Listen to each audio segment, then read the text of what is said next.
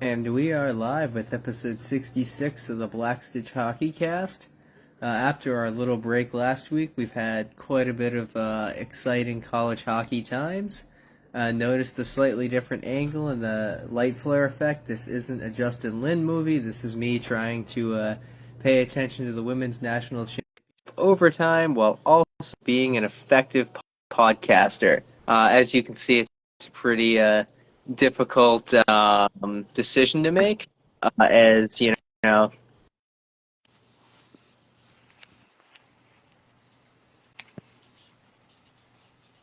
Some amazing things, including open here.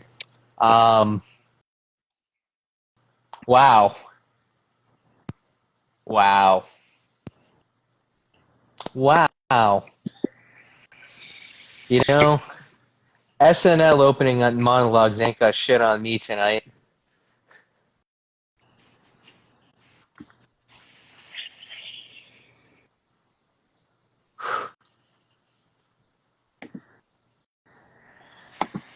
Well, Oh, there we go.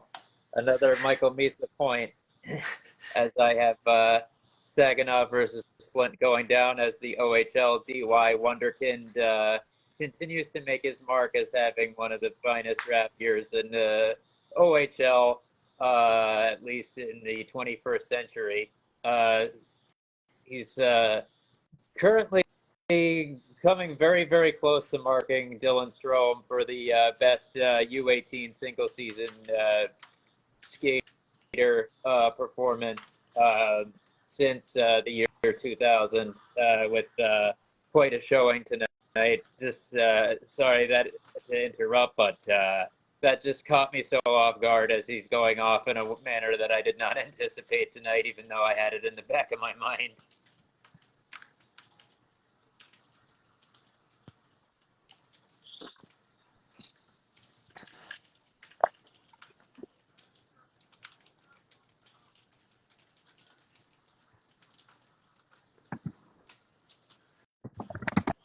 oh, now I gotta emotionally recalibrate, and we're not even 2 minutes into the podcast episode. Jesus Christ. But yeah, as we were saying, it's been a great weekend for NCAA college hockey between the quarterfinals in both Division III and Division I men's ice hockey, or pardon me, Division III men's and women's ice hockey. I apologize. I'm trying to get my shit together real quick on the fly here. Um, really great stuff, especially in the men's. Hobart really rallied back and had one of the most impressive wins of their season.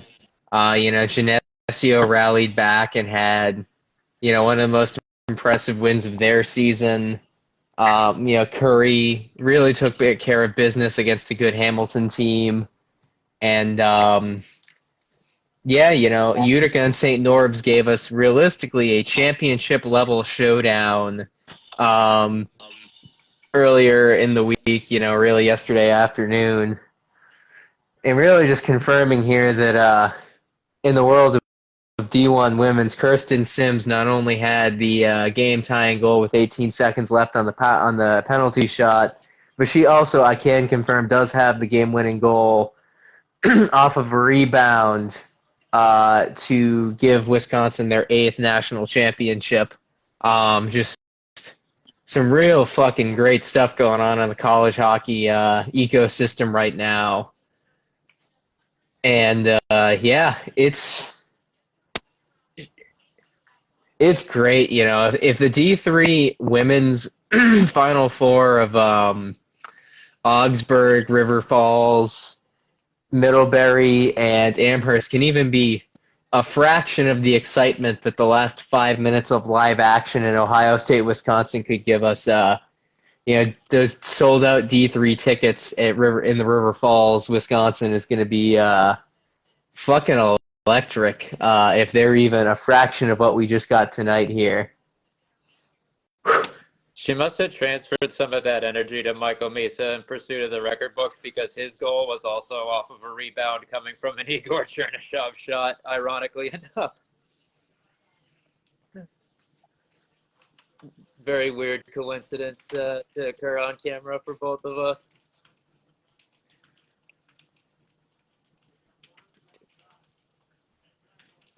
Yeah, and I wouldn't want it any other way. I mean, this is what college hockey's about. This is what college sports is about.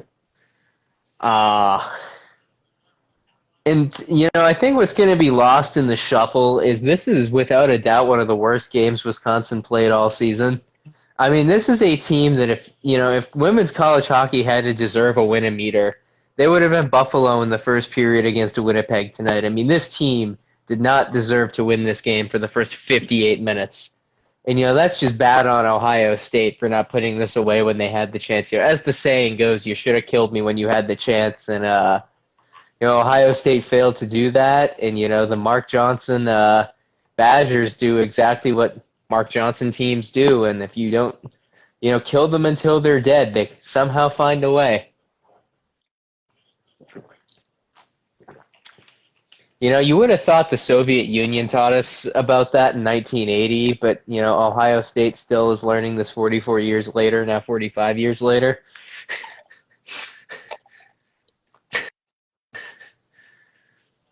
Oh. Wow.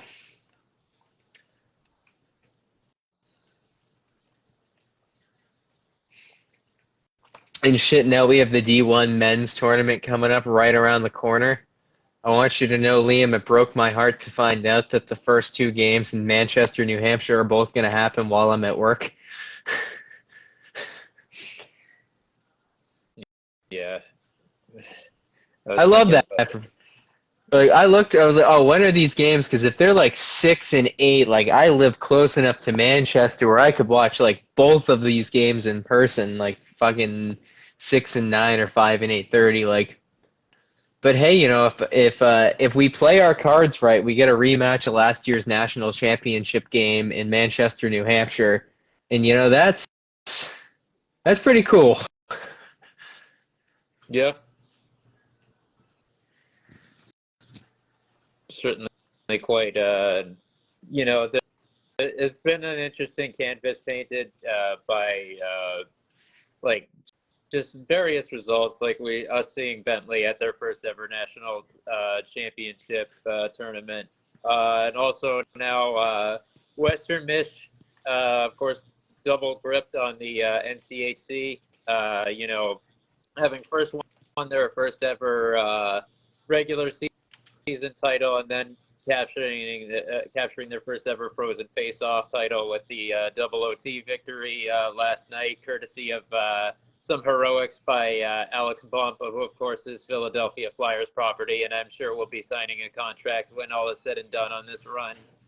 Just with that, but just as is, you see some pretty amazing stuff going on. Maine ending their drought, as I thought was the team that really deserved it the most, because even with their inferior standing to BC in the regular season standings, overall performance, I thought that they had a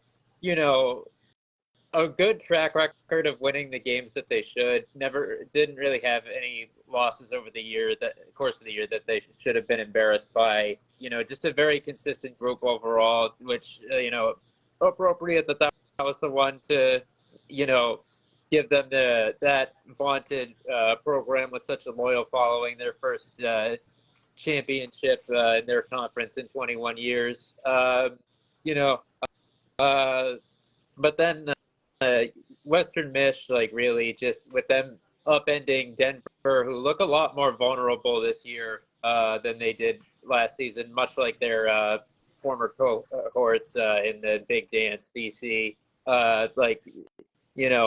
Just really placed in an interesting situation as an at-large bid recipient now.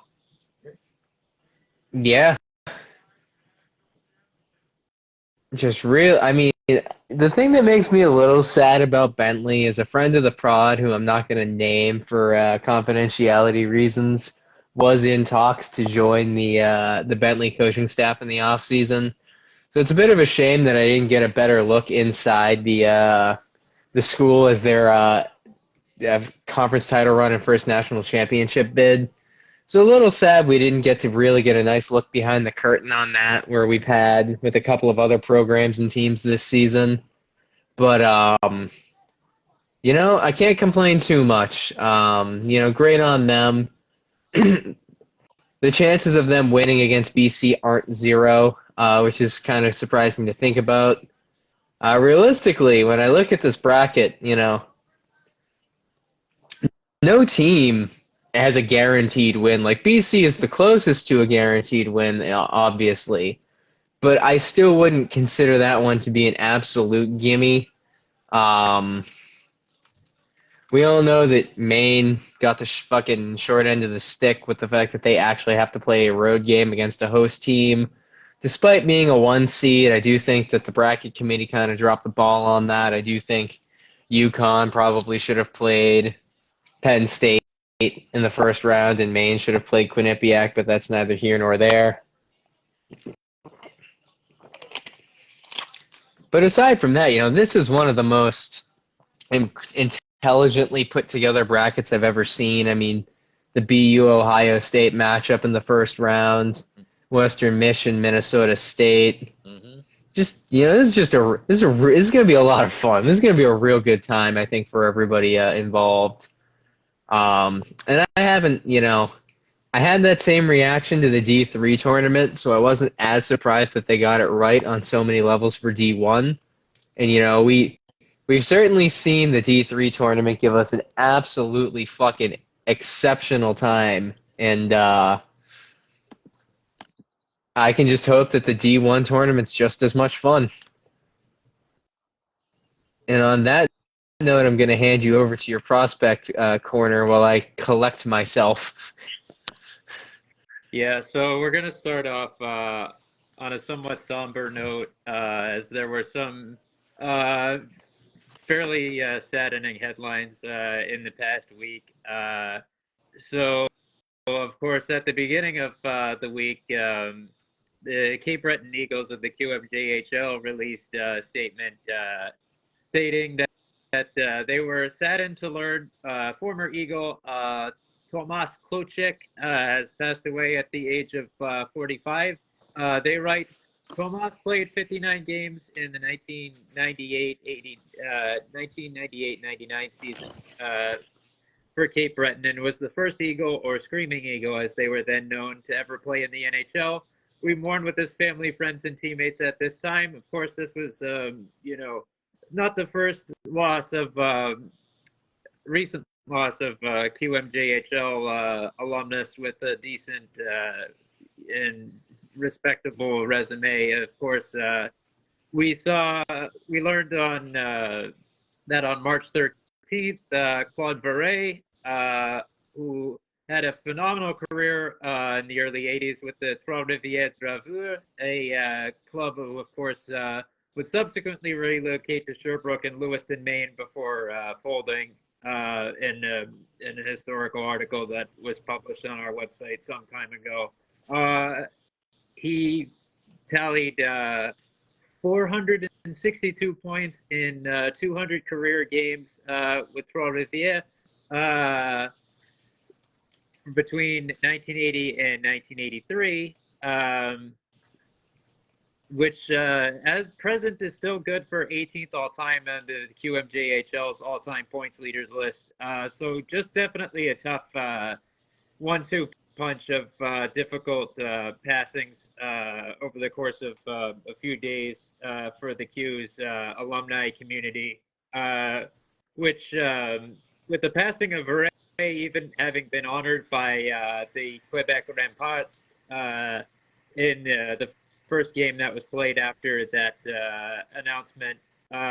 So, of course, I want to offer a rest in peace and condolences to the families, friends, and former teammates of those two players. The Ottawa 67s additionally had a loss in their family as they announced that their defenseman, Bradley Horner, suffered a personal loss of his cousin Maddie Duval. Their statement read, the Ottawa 67s and entire OSEG family are heartbroken by last week's vehicle collision in Cornwall that claimed 3 lives, including 16-year-old Maddie Duval, cousin of Bradley Horner. A dedicated hockey player from the age of 5, Maddie appeared in net for Clarence Rockland girls U18 this season.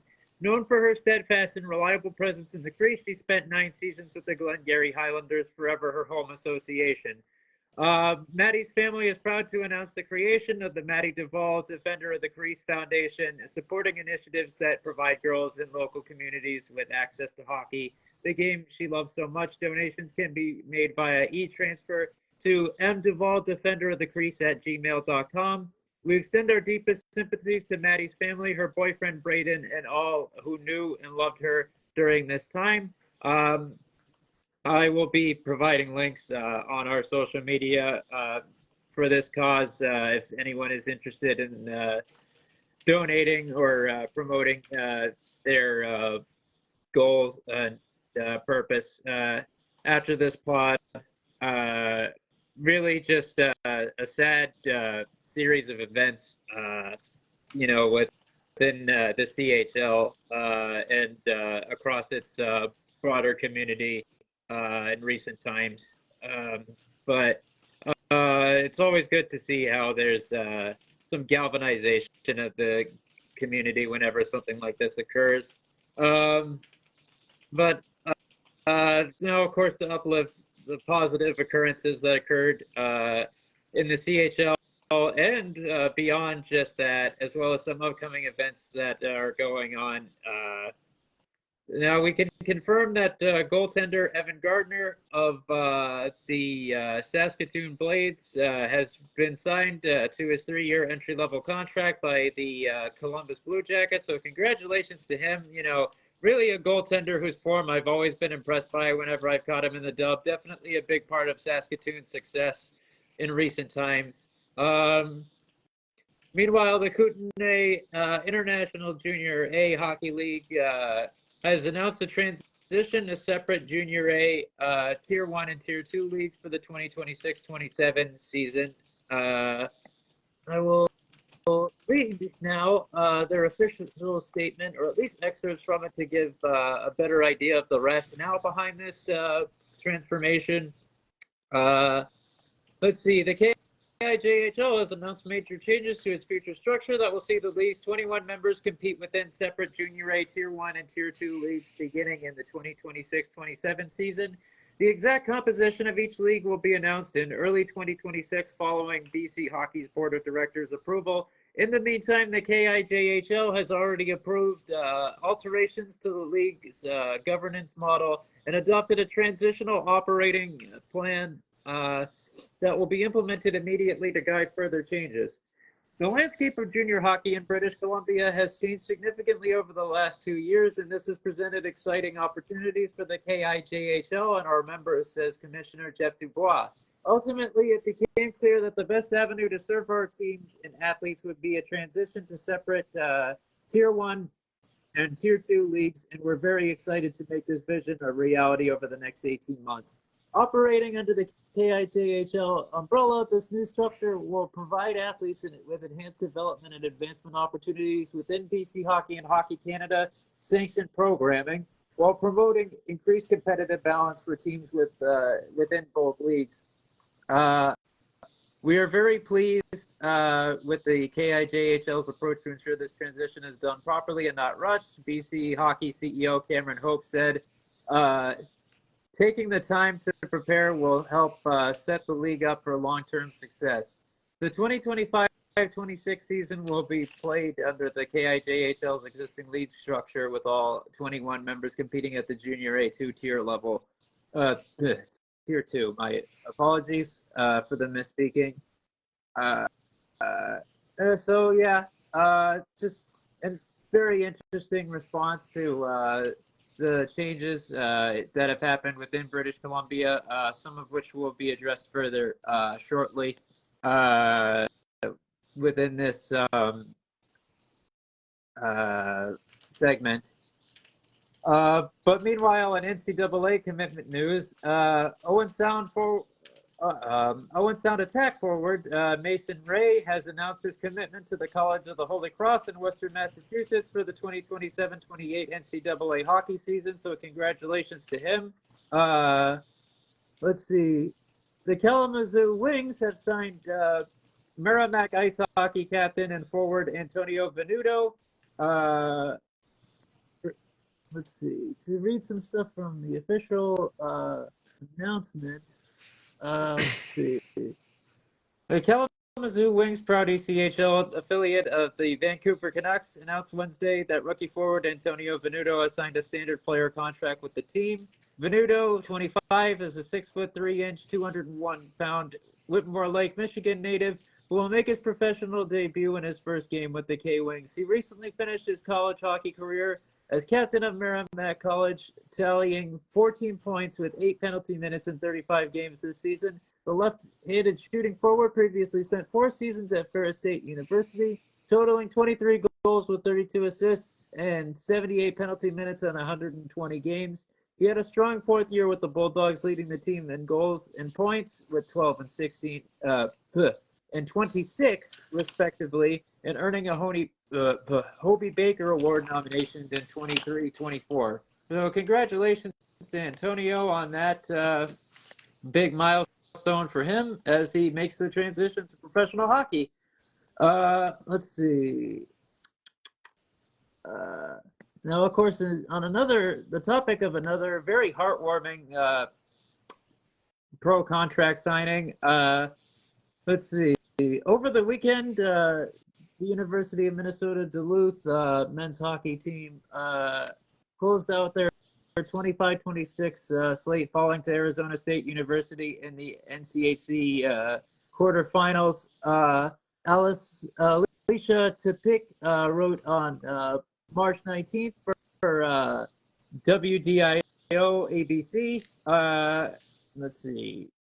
On Wednesday, head coach Scott Sandelin spoke to the media, reflecting on their season. A lot to be excited with, certainly the young core. I just felt that this team could put everything together. They would be pretty good. It just seemed like 2 parts were good, 1 part wasn't good, whatever.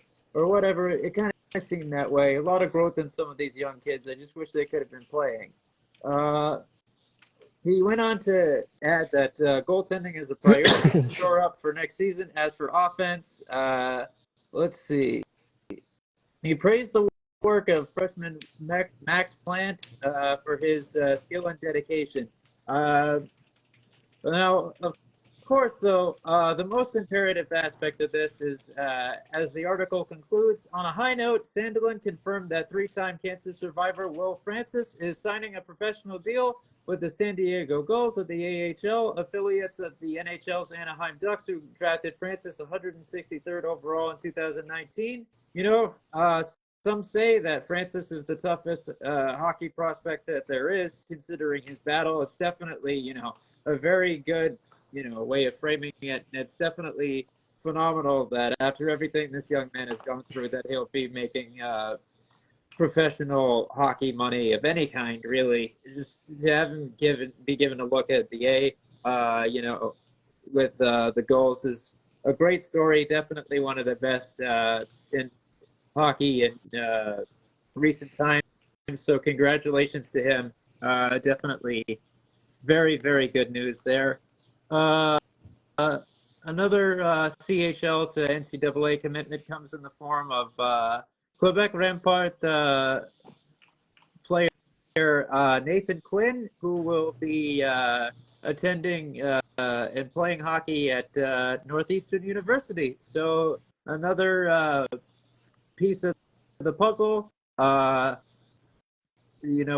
the influx of CHL players to New England-based colleges, particularly the Hockey East programs. Let's see. Meanwhile, congratulations to Daniel Hauser of the Calgary Hitmen, who over the weekend became the WHL's all-time career wins leader for goaltenders, with having recorded his 123rd victory. a lot of celebration afterwards. He paid a bit of a March Madness homage by cutting a piece of the netting from the net upon conclusion of the game, which was really, really a lovely scene. So much congratulations to Daniel on the milestone. You know, what a ride it has been for him, having played with the Winnipeg Ice as well as subsequently the Wenatchee Wild as that club relocated, and then of course Calgary this year just consistently doing great things. A fantastic culmination to his career across all of its changes of scenery and all of that. In that same game, Oliver Tolk recorded his 100th point of the season, which marked the first time in his WHL career that he crossed that threshold. So congratulations to Oliver on reaching that milestone before before regular season's end. Let's see. The Adirondack Thunder added a few signees to their roster over the course of the weekend. They picked up defenseman Elliot McDermott of Rensselaer Polytechnic, my bad. Let's see, prior to his career at RPI, the Kingston, Ontario native played 2 seasons at the University of Massachusetts and 2 at Colgate University. So glad to see his career will still be continuing in the coast. McDermott recorded 3 goals and 15 assists in 35 games this year for RPI. Overall, in his career, he recorded 42 points by way of 8 goals and 34 assists with a plus-minus rating of +4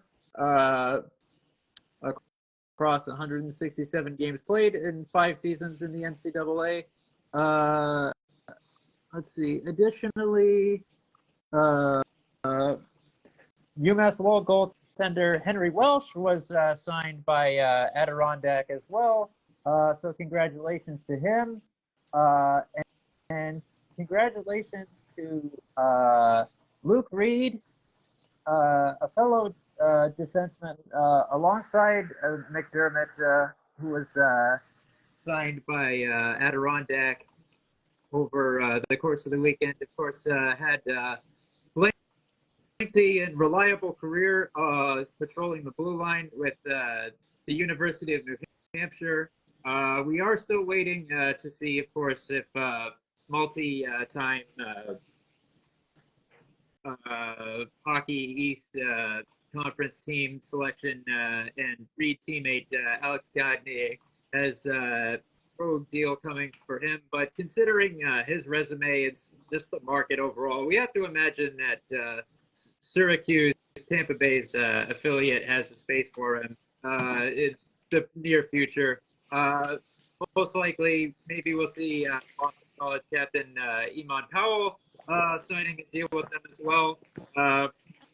We're definitely keeping tabs on developments there. Of course, with Powell, we'll have to wait a little bit longer based off of national tournament performances. But I imagine by 25, 26, you'll see both of those guys as important pieces in the minor league defensive pipeline for Tampa Bay. And we're definitely rooting for them both. Let's see.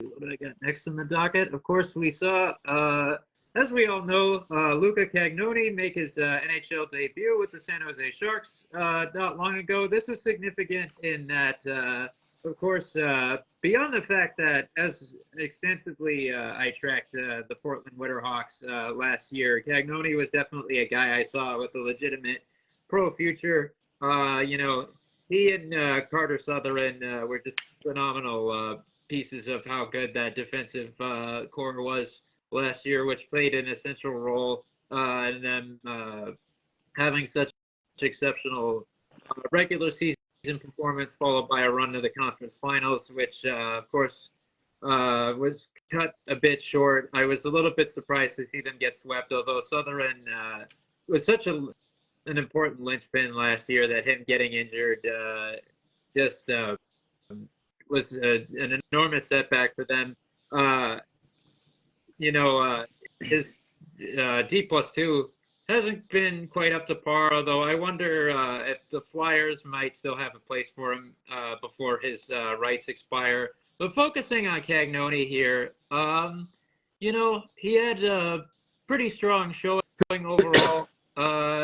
He recorded a shot on goal, 2 block shots, and a team leading 23 minutes and 15 seconds of ice time. You know, of course, this was a major thing in that he is the first defenseman drafted in the 2023 class to make an appearance in an NHL game. So congratulations to him on this major milestone. You know, definitely a guy I'm rooting for on an individual level. Additionally, of course, Cameron Lund of, you know, Northeastern University, after their run came to a close, a bit shy of the conference title game, signed his entry-level contract with the San Jose Sharks as well. So congratulations to him. Let's see, what else have we got? Getting to the end, towards the end of the docket here, not quite, but let's see. Jake Carabella of the OHL's Guelph Storm has committed to Ohio State University for the 2025-26 season per hockey commitments on X. So congratulations to him. Yet another guy contributing to the changing landscape of NCAA D1. I did have something prepared on Michael Misa, but you guys pretty much know where he's at now thanks to the beginning of this. He's now up to 132 points on the year, including 61 goals. You know, just having an exceptional draft year. Really I'd say honestly one of the best across the entire history of the Ontario Hockey League when you consider the company that he's in. Like, the guys ahead of him on the goals list are limited to Patrick Kane, Eric Lindros, and Tony Tanti at this point. So that's pretty ridiculous. So, you know, Misa's chances at, you know, the first overall pick are pretty good when considering the totality of things. What else have we got? Congratulations to the Prince Albert Raiders on winning the Eastern Division in the WHL. That was their first division title win since back-to-back wins in 2018-19 and 2019-20. You know, of course, also congratulations, as documented on our site, to the Victoria Royals on their BC Division crown, which they earned with a victory over the Prince George Cougars, who, of course, coincidentally and poetically were the Victoria Cougars until 1994. That is their first BC Division crown since they were Scotty Monroe Memorial Trophy winners as the best team in the WHL's regular season in their historic 2015-16 campaign. The Kitchener Rangers, for the fourth time in franchise history and the first time since the 2007-08 season, passed the 100 points threshold a couple of days ago. So congratulations to them. Probably looking for some redemption after their season came to a close with a sweep in the semifinals of the OHL playoffs last year at the hands of their arch rival London Knights. So definitely a team to watch this year, even if with London being title favorites yet again. Let's see, what else? We're getting real close to the end. Let's see. So we pretty much know beyond a shadow of a doubt, just based off of social media activity from various insiders as well as the club itself. They kind of said it without saying it, that the Penticton Vs will be joining the Western Hockey League next year as an expansion franchise from the independent BCHL. I'm definitely curious as to what the behind the scenes talks were like. You know, regarding that, considering it must have been difficult for them to, you know, get in the good graces of, various administrators, and probably had to fork over a considerable amount of money for this to happen as well. I think Misa just tallied another point. God damn. But we'll find out more with the official announcement taking place tomorrow morning. A Chilliwack expansion franchise, who I'm sure has to fork out a considerable amount of cash for territorial claims to Kelowna due to its proximity, will also be announced, as we've been talking about on the pod here and there. That's going to be announced very soon, based off of what insiders and I believe Elliot Friedman himself on Sportsnet, from how it was sounding, was saying. So that's definitely some interesting developments to be adding those new bloods to the. No, I'm gonna make. I was gonna make a cheap joke, but I'm gonna refrain from now on. Although I'm sure I will make a comment on it in the group me afterwards.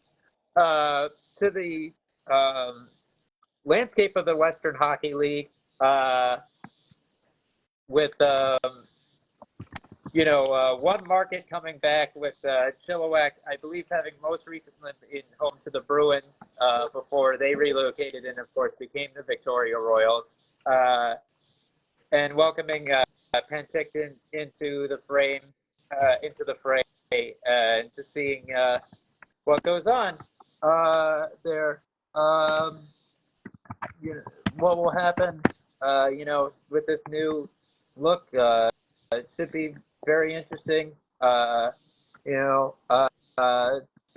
Obviously, some rapidly changing landscapes. But, in the immediate term, of course, the WHL playoffs kick off on the 28th. That is, of course, this Friday. Of course, I'll be especially keeping tabs on that Victoria versus Tri-City Americans first round matchup. The QMJHL playoffs begin the day before. Let's see. Per BVM Sports, the QMJHL regular season has concluded. On that topic, I also want to give a shout out to the Acadie Bathurst Titan, who hosted their final ever game before their relocation to St. John's to become the Newfoundland Regiment next year. They ended it with a pretty dramatic 5-4 overtime loss against the league's best team, the Moncton Wildcats. Should be interesting to see if they have any sort of playoff run in them as the final send-off to hockey. Major junior hockey anyways. Of course, they're getting an MJHL team beginning next season. If they have any sort of playoff run in them. But let's see.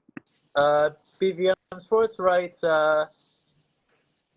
setting the stage for the playoffs starting on Thursday night. The first round features 8 matchups across the Western and Eastern conferences. The Drummondville Voltigeurs will take on the Halifax Mooseheads, while the Roy and Noranda Huskies will face the Gatineau Olympics. I will cast my expectation that Moncton to beat there, but you never know. Pertaining to the OHL playoffs, a good number of the matchups have already been set. Currently, the Brantford Bulldogs in the North Bay Battalion at the 1-8 matchup in the Eastern Conference. The Barrie Colts have the 2 versus 7 against the Niagara Ice Dogs. The Kingston Frontenacs will be facing the Sudbury Wolves in the 3v6. And the Oshawa Generals will be facing the Brampton Steelheads in the 4v5. Per the OHL playoff tracker, there is still some, I believe it looks like there's still some possibilities for who the London Knights may face in the 1v8. Though scenario one is that has them facing the Owen Sound attack. Let's see. The Windsor Spitfires will be facing the Sioux Greyhounds, it looks like. The Kitchener, yeah, okay, never mind. Yeah, it does look like that matchup was booked between London and Owen Sound. Let's see, the Windsor Spitfires versus Sioux Greyhounds 2v7. Kitchener versus Flint is the 3v6, and the 4v5, of course, is the Saginaw Spirit versus Erie Otters, which major draft implications for that one, especially if Matthew Schaefer returns to the lineup in time for Erie. He is skating again, so that's good to see that he's made that progress in his injury recovery, but but there's still, some question marks there if there's any certainty. We'll find out by this weekend, as game one in that series will be on Thursday, the first day of OHL playoff action. We got ourselves a fight. Definitely this is like the most exciting 7-2 game I've watched probably all year.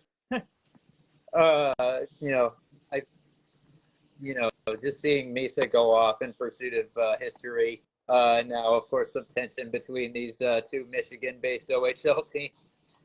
But yeah, let me just double check one more thing. Let's see. Yep. Yeah, it looks like that London versus Owen Sound draw was only just confirmed within the beginning of the within just a few minutes before the pod began. So that's why I missed out on that bit of news. But definitely a favorable opponent for Dale Hunter and his squad as they chase a redemption season wherein they hopefully look to go back-to-back as OHL champs and pursue the Memorial Cup that evaded them last year, just barely. But yeah, exciting stuff in the CHL and, surrounding environments as always. And I think that wraps it up for this week. Yeah. Nice to see Nashville and St. Louis playing a Nashville and St. Louis game.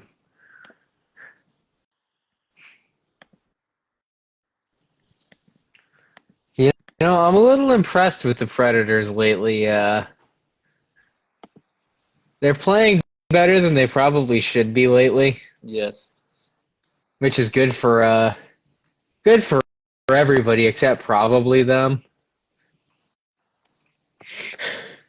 Oh, there was one other component of that I just recalled. I didn't have it in my notes, but I did have a mental note for it. Of course, the WHL postseason as well as the 2025-26 season will be broadcast on the Victory Network, which of course is home to both the Dallas Stars and the Anaheim Ducks. I believe Commissioner Dan Neer sat down with Jeff Merrick to discuss this. I have still yet to check out this podcast episode because I just didn't have time ultimately. But I will give that a listen and share it on our socials as well, so people can get a peek behind the curtains as to what the rhetoric was about this attempt at really getting the WHL in the American market in a manner beyond what it already is. It should be interesting and definitely good exposure for that league and the prospects within it. Of course, if you are a Ducks fan, Terrence Smith is a very important prospect in their pipeline and will be playing on the back end for the Everett Silvertips in these coming playoffs. Of course, them being Scotty Monroe Memorial Trophy winners this year, primarily because of how good their defensive core was. With him being no small part in that, as much credit as Landon DuPont has received, and rightfully so. I think Smith is about as important, and they'll definitely be leaning on that back end a lot with Carter Bear, the team MVP, having been put out for the season with that Achilles injury, which hopefully doesn't derail his trajectory as a prospect overall. As we know, it can be, a very serious thing. Like, for another example from the WHL, Peyton Krebs was once touted as a blue chip, and his trajectory wasn't the same after that same injury. So, or at least to that same, portion of the leg. So, here's really hoping for him and hoping for his team as they trudge on without him. Speaking of the Ducks, sometimes I wish Greg Cronin would stop fucking doing weird stuff with our lineup. I've been annoyed all season with it, but I think tonight might be the night of why the fuck are we playing Trevor Zegras on right wing? Like, what are we doing? What the At this point, we're going to run a Nesterenko, McTavish, Zegras, all left-handed shot line in a world where Trevor Zegras is a natural fucking center and Ryan Strome is a right-handed shot, if I recall correctly. Like, you'd be better off just playing Ryan Strome on the fucking right wing side and just moving Zegras back to the middle. But for some weird goddamn reason, we put our goddamn lines in a motherfucking blender every fucking night. And I don't get it anymore. Like, this team is playing fairly okay.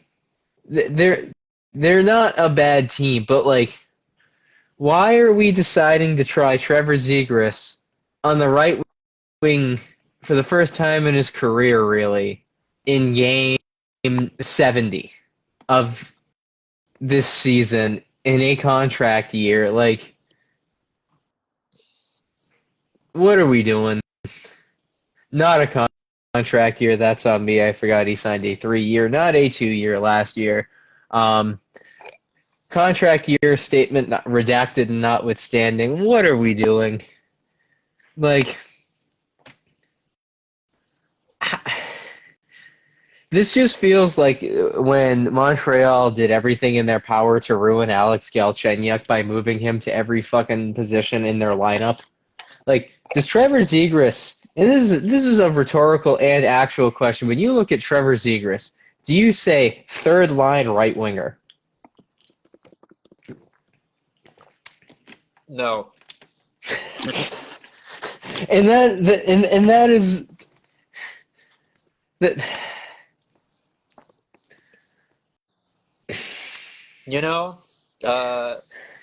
And just like I can kind of like empathize. Like, I think about how that Couturier, Konechny, and Michkov line just did amazing shit, and it was like the most productive combination that we could have like possibly put together, and like the most common sense.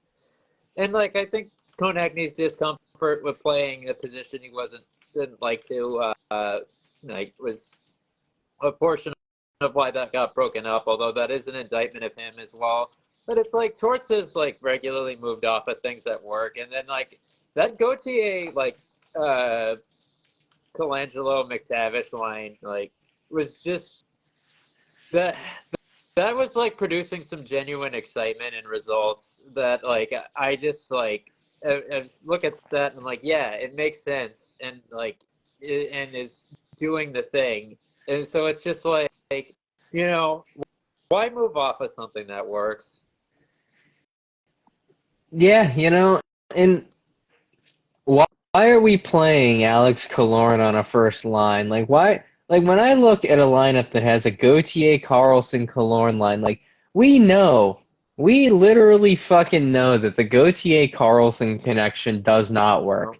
Like we have like 50 plus games of, these two guys don't make sense on a line together. And the Gauthier McTavish line, as you alluded to, brought so much excitement, and then we said, well, if Gauthier can click with McTavish in 6 consecutive games, obviously we need to put him back together with Carlson, and then it just does not work because they don't have compatible fucking skill sets or playing styles, and like have we not figured out Vetrano, Strome, Killorn is a line, like Gauthier, McTavish, Colangelo is a line. Or Nesterenko or Gauthier and McTavish. You can fucking play anybody on a line with Gauthier and McTavish in our organization that clearly works at this point. Why not just fucking put Zegras between Vetrano and Strome and get something entertaining? Like, Zegras' skill with Vetrano's shooting volume and expected goal share, like, that's worth watching. That's worth the advertising revenue. But like Zegras playing on this fucking offhand with Nesterenko and McTavish, like it feels like watching fucking Cole Koepke play with Pavel Zacha and David Pastrnak in Boston. Like, what are we doing? All right, now I'm kind of bored with the fights in this game because like Flint, look, it's great that you just won that last tilt, but you're losing the game 7-2, so I don't think there's really any point in letting the emotions run this high. Because like you'll be in the playoffs too, if I'm not mistaken. So it's just like, why risk injury in a game that you're going to lose and that isn't really of any like consequence whatsoever? You'll love to see it. Yeah, right. Of course, they're Kitchener's opponents, right? Yeah, dumb shit, dumb Ontarian, but actually Michigan shit. You know, I was thinking that when you were talking about this, that these bozos watched Shorzy before they went out there, and since that show is also dumb Ontario, Michigan shit, I might be onto something. That's quite possible. I've heard worse fringe hypotheses. I mean, I've probably had worse fringe hypotheses tonight on this podcast episode than that one. I can't think of anything offhand. I mean, you've been like relatively tame, not too much conjecture going on. Yeah, I haven't fallen down a rabbit hole yet, and that's good. Let's see. I did leave one thing from my actual notes off, by the way. Congratulations to Gleb Veremiev of Colorado College for signing his 2-year ELC beginning next season with the New York Islanders. Per the Islanders' official statement, Veremiev, 21, scored 17 points in 37 games during his junior season at Colorado College. The 6'4", 214-pound forwards skated in 88 games over 3 seasons for the Tigers, totaling 52 points via 26 goals and 26 assists. Prior to his collegiate career, Veremiev played with the Lincoln Stars of the USHL. He totaled 21 goals, 20 assists, and 255 penalty minutes in 100 games. A native of Sayreville, New Jersey, Veremiev played parts of 2 seasons with the New Jersey Rockets.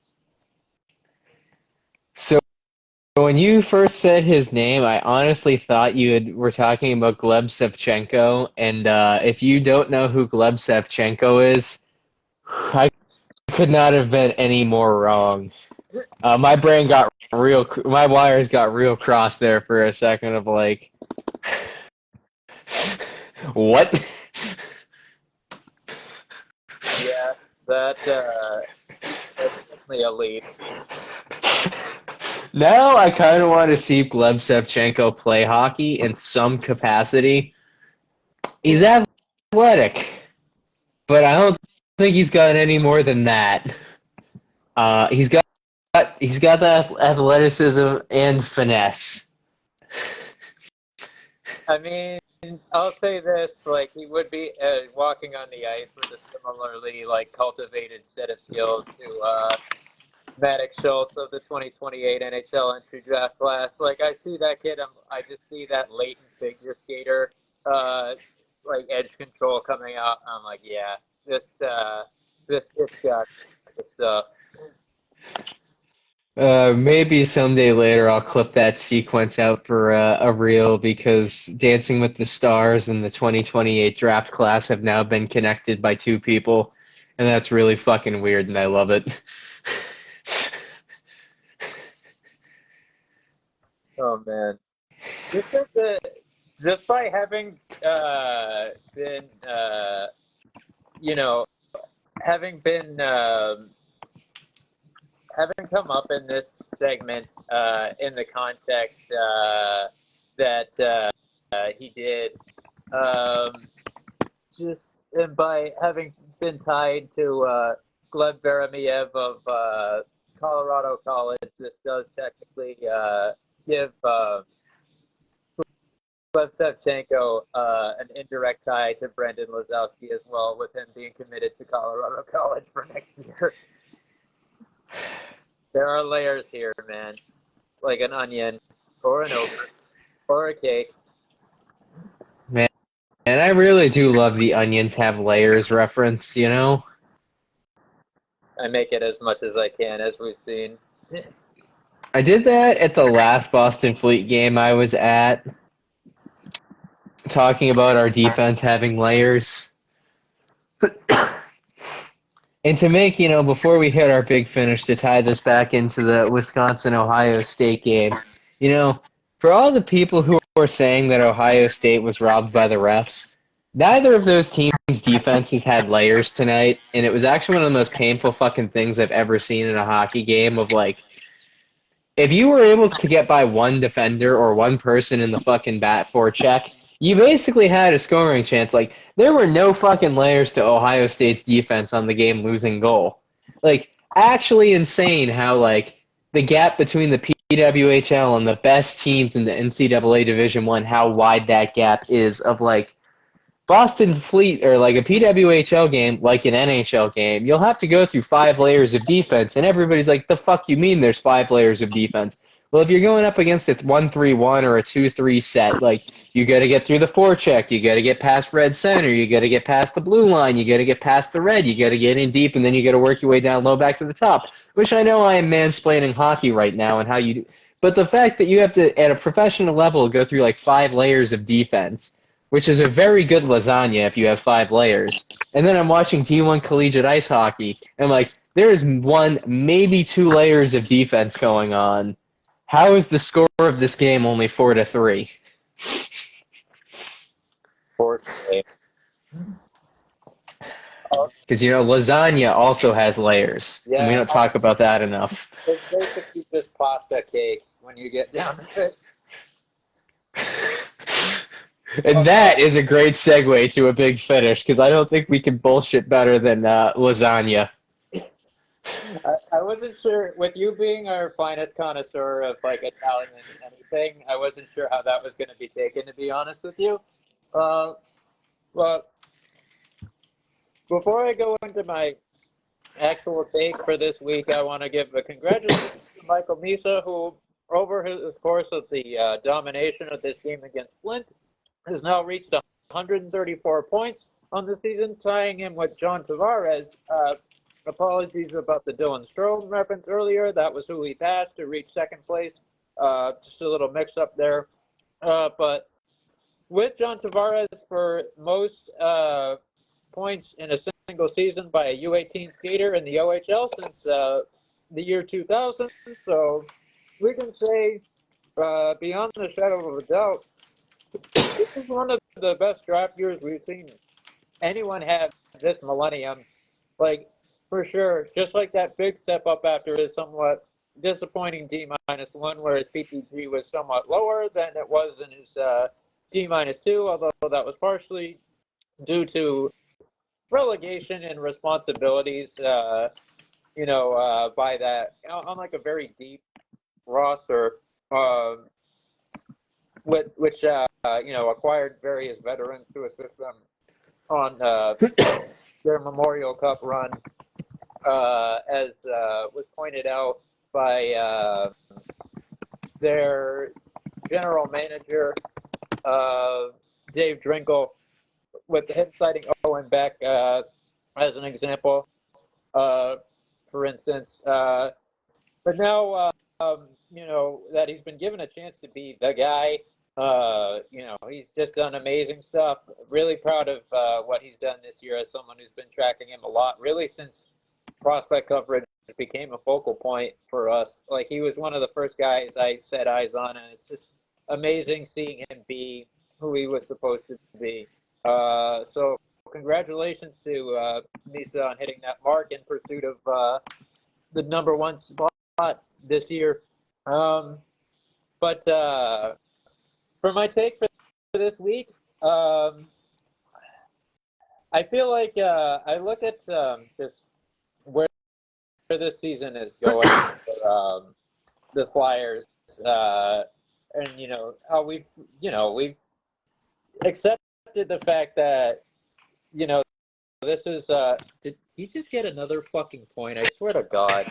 I swear to God, it's reached 135 as I am speaking, about to make a point about Nikita Grabenkin having a spot on the goddamn roster just because. We might as well. Let me see how they chalk this one up. I swear to Christ that they gave him an assist. Nope. Yeah, he didn't get the touch for it. No, the secondaries went to Mangoni and Chernyshov, who also was having a fucking incredible year. Oh well, if that had happened, I think it would have been worthy.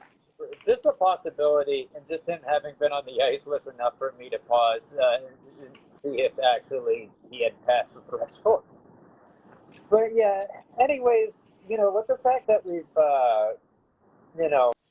traded guys away and obviously like waved the white flag on playoff aspirations from like a management standpoint, I just think about, like if we're going to use this as a chance for evaluation and for development, I'm looking at Grabenkin and seeing like his offensive productivity down in Allentown since he joined the org, which has been fairly steady. Like, I see him getting goals and assists at a respectable enough rate to where I'm like, can't we at least just like throw him on line 3 and like have someone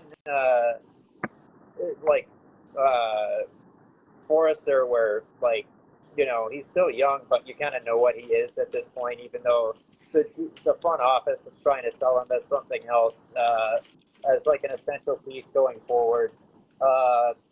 As me and my circle have discussed, my circle and I have discussed, a fair amount. Just have him like sit for a couple of games. Like we, had this guy on our sites as like an important prospect to pick up if we were going to interact with Toronto and give up Scott Watson. We got him, and now he's doing well enough in the AHL. It's like, if you're not going to give Samu Tuamala as consistent as he's been like the last 2 years, like a look, can you at least do it for the guy that you cared enough about to go out of your way to trade a guy who you saw as an essential locker room presence for, and like coveted so much, who's doing good stuff? Like, I think he should be getting reps like at the NHL level at this stage. I would also augment Jacob Pelletier's time on ice at this point as another guy who we picked up in a big trade from a selling standpoint. Like, if we're going to use this space for evaluation, then we should actually spend it evaluating. Because, like, what else do we have to lose at this point? So I'm gonna drop some news that just came across my dashboard before I hop into my big finish point. mainly because they are indirectly related in the same league. It was breaking about 40 minutes ago, 35 minutes ago. North Dakota has fired Brad Berry as their head coach after 10 seasons. Wow. Pretty shocking news when you have as good of a winning percentage as he does. Um, pretty shocking change in direction for North Dakota as they attempt to do the recent NHL logic of finding a new voice for their room to try to get back to being a national championship contender. Based off of the Macklin Celebrini interview with Empty Netters earlier in the week that came out this week about how North Dakota really was one of the only teams that talked to him and didn't really pursue him. Maybe an improvement in North Dakota's recruiting process could be pretty substantial for them, but we'll see how this one plays out for North Dakota moving forward. I really just want to take some time to acknowledge the greatness of the Hockey East Association putting 6 teams into the goddamn national tournament this year. Um, really crazy when there's an almost 40% chance based on volume that a specific conference is going to win a national championship. Just real fucking great stuff by the coaches, by the recruiting, by the staffing, the development, and also treating, Hockey East and the men's hockey world as, when you talk about building a premier conference and the premier conference in a league, you know, they've really done it where over all these decades, like, yeah, you still have your blue blood programs out there, like your Michigans, your Western Mich, your Denver, your Ohio State, Mich State, etc., Minnesota's, but like Hockey East getting to a point where Providence and UConn are as viable threats to win a national championship as Denver, Minnesota, or Ohio State really speaks to what they've done to build that conference into the best that there is. And, that's really something to be proud of at this point where they've effectively become, even if they don't win the national championship every year, they've effectively become the SEC of college hockey with just the sheer volume of exceptional teams that they're producing on an annual basis. I did see some like clamoring from the Fighting Hawks faithful that they did kind of they were kind of hoping for a Barry out after this latest playoff disappointment because the standards are pretty high just from another a la Maine, another community where they kind of don't really have much else other than excitement around their college hockey program, and consequently, are very well traveled, very committed, and a team which historically has a very good playoff resume and has achieved a lot. Historically, but are kind of looking back to reasserting its national relevance. Although you definitely don't see someone with seemingly that much job security shown the door very often. So yeah, pretty big shakeup there that I had to have a reaction to. But yeah, I wonder who some of their options. I'm going to put a name out there. And I know he doesn't have any coaching experience at this point, but I do think has to be worth a conversation if nothing else for recruiting. What about Jonathan Taves behind the bench there? I know he indicated he might want to play again, but it's gonna put that in the ether and I'm gonna walk away from it. it would be ambitious. Actually, It, hockey isn't big on ambition, so I don't know. I mean, I'd either peg him or my next guy that I would think of off the top of my head, and again, I don't know how much coaching he does, is Tony Herkus. I feel like they're just gonna go the boring route and have a reunion with Dave Haxtell, probably. Yeah, you're right. As sad as it is to say, We know, though, that Dane Jackson is the interim, for whatever that's worth. yeah,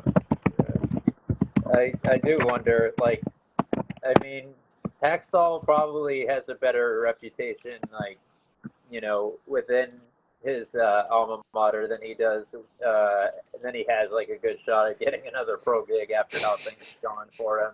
So it's worth thinking about. Oh my God, who got the points? I got it. Misa the fucking assist before this pod is over. I'm gonna be pissed. They haven't given an official credit for it yet. I guess I'm gonna have to wait for the official call, or I can try to disturb myself as I get a better look at this goal on the replay. But yeah, I don't know. But to the point about PA, there's like, as I've emphasized at a few different talking points, yeah, I can only visibly identify Chernyshev as having gotten an assist on this play. Okay. But it's like, you think about it, just thinking about how many like teams are even within like the top 20 of the RPI was saying a lot on its own, because like you could take a loss to anyone in that conference and not have it affect your pairwise standing significantly, which is like a really strong and potent reflection of just uh, how legitimate that conference is. So like, for them to have this sort of presence is just another, okay, good. Secondary assist ain't correct.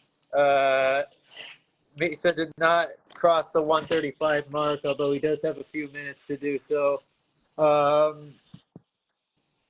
at any rate, it's just like, this is kind of just like the cement of like, we knew that like this, excuse me, this whole season that this was the conference really and across the nation, like, and it frequently is in the running for. I might have given I'd probably give the slight advantage to NCHC last year, even notwithstanding like how the national title game played out. Like, it was just very, very tough. But this year, like, hockey East was just absurd, and just think it might, with the CHL recruiting, it might even be better next season.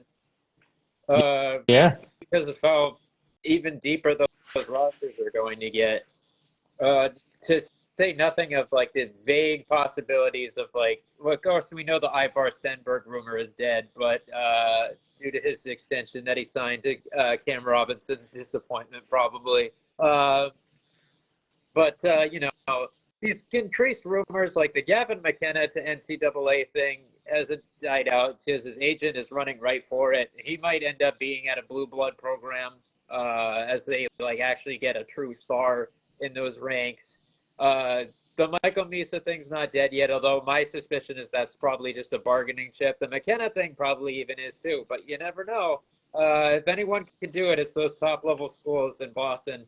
Um, but yeah, I'd say that wraps it up for this week. Uh, you know, uh, the KHL and CHL playoffs both kick off soon, so expect some good written content from me. We'll dive into the multimedia sphere probably as well. Continue to put out some video content. You know, we are approaching the point where there might be some changing dynamics in the pod, but it'll be coming out at the same rate it's been doing, as we've discussed and promised to you all. It might not be the exact same, but we do expect to keep things coming out at the same work rate. I also, within the next couple of weeks, will have a decreased workload on my own end, so that might also increase the amount of written presence that I have, since I'll have more free time. But yeah, thank you to everybody who continues to be invested in this product and supports it. Thank you to everyone who is listening on Spotify and YouTube. Thank you to everyone who checked in to the live stream tonight. We aspire to continue to put out good, satisfactory, work for you to enjoy. What a great collegiate slate it's been, and I'm sure will continue to be as that progresses with D3 approaching its end, and D1 hitting national title in season as well. And we look forward to tracking it, discussing it, and covering it overall. So have a great night, everybody. Thank you for tuning in as always. Take care. See you next weekend.